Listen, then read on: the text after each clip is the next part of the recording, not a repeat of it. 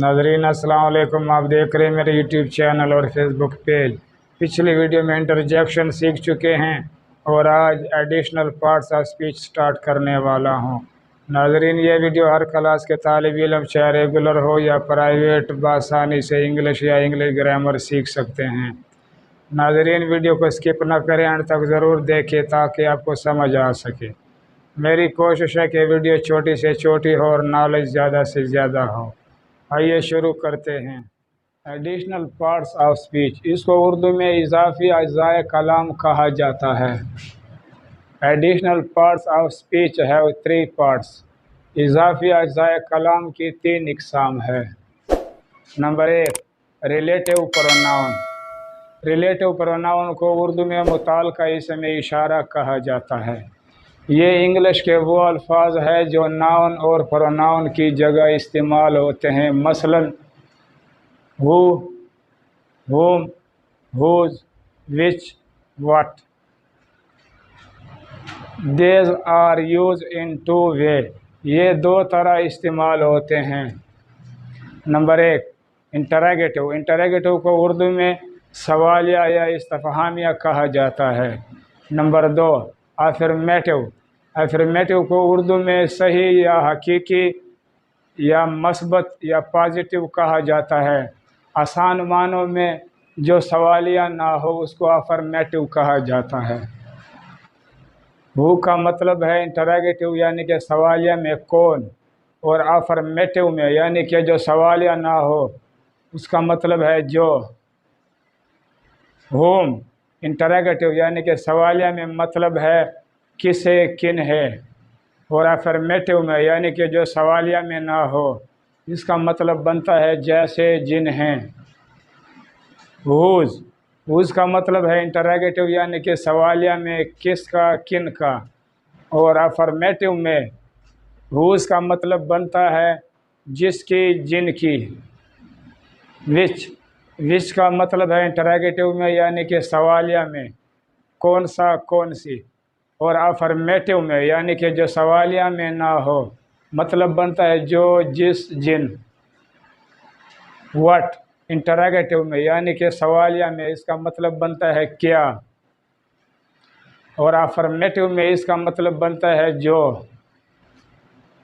ये 5 वर्ड या ये 5 अल्फाज जब सवालिया में सेंटेंस में आते हैं तो ये सेंटेंस या जुमले के शुरू में लगता है, और जब अफर्मेटिव में हो तो ये सेंटेंस या जुमले में दरमियान में लगता है।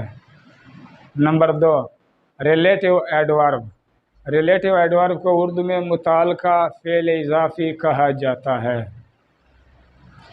ये इंग्लिश के वो अल्फाज है जो नाउन और प्रोनाउन के बारे में ख़ासियत बताते हैं, जैसे क्यों, कैसे, कब, कहाँ। These are used in 2 ways. ये भी 2 तरह इस्तेमाल होते हैं। नंबर 1, इंटरोगेटिव यानी कि सवालिया में। नंबर 2, अफर्मेटिव यानी कि जो सवालिया में ना हो, सिंपल हो या सही या हकीकी या मस्बत या पॉजिटिव में हो।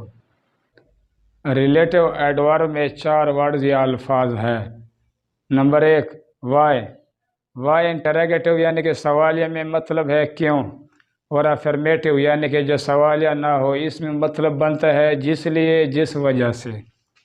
नंबर 2, व्हेन का मतलब इंटरोगेटिव में बनता है कब, और अफर्मेटिव जो सवालिया ना हो मतलब बनता है जब। नंबर 3, हाउ इंटरोगेटिव में मतलब बनता है कैसे, और अफर्मेटिव में मतलब बनता है जैसे जिस तरह। नंबर 4, वेयर का अफर्मेटिव में मतलब बनता है जहाँ, और इंटरोगेटिव में मतलब बनता है कहाँ। नाज़रीन, रिलेटिव प्रोनाउन को और रिलेटिव एडवर्ब को WH फैमिली भी कहा जाता है, क्योंकि रिलेटिव प्रोनाउन और रिलेटिव एडवर्ब के तमाम वर्ड्स या अल्फाज WH से शुरू होते हैं, इसलिए इसको WH फैमिली भी कहा जाता है। آئیے آگے چلتے ہیں۔ Number 3 article. آرٹیکل کو عرف تنکیر کہا جاتا ہے اردو میں، اور عرف تنکیر کا مطلب ہے اس میں نکرہ بنانا۔ There are 3 types in article۔ Article کی 3 قسمیں ہیں۔ نمبر 1 اے ان چیزوں یا اشیاء میں استعمال ہوتا ہے جو قابل شمار ہو، یعنی کہ کاؤنٹیبل ہو، اور جو کانسوننٹس سے شروع ہوتے ہیں، مثلا a book، a pen، a table۔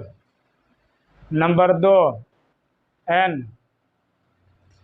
ان قابل شمار چیزوں کے ساتھ لگتا ہے جو واول سے شروع ہوتے ہیں، مثلا an iron, an orange, an apple.